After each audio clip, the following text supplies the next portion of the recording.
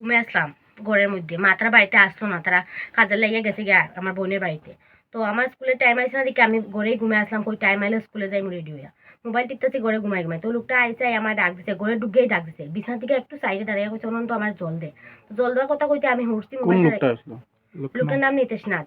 তো আমি উঠছি, উঠতেই এটা করছে আমারে দুইয়া গালে হাত দিয়ে ধরছে।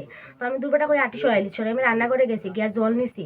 তো জল ঢালির সময় আমি কইছি যে বোতল দিকে আছে, কেউ নাই, মাত্রা বাড়িতে নাই, আমার বোনের বাড়িতে।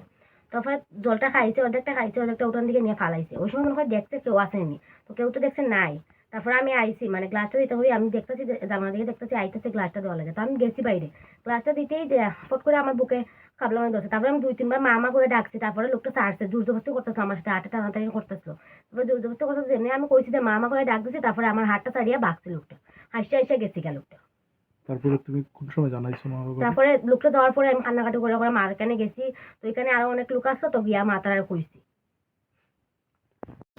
কি নাম তেনের? নিতেশ না, তানকে তো তাই তো অবৈধ খাটের ব্যবসা করে, পঞ্চায়েতের জায়গা আছে, কিন্তু গাছ কাটিয়ে আনে, পাহাড় থেকেও আনে, এটা কাঠের ব্যবসা করে। এরপরে ওই মানুষের লোকের যন্ত্রণা করে, জায়গাও দখল করে। তারপরে বিচার দিলে হুমকি দেখায়, মারি লিব, এই ধরনের হুমকি দেখায়।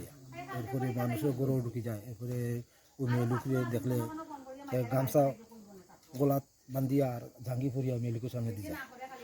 তো এইসব বিষয়ে আপনারা কখনো আর কি বিজেপির বড় নেতারা জানাইছেন না?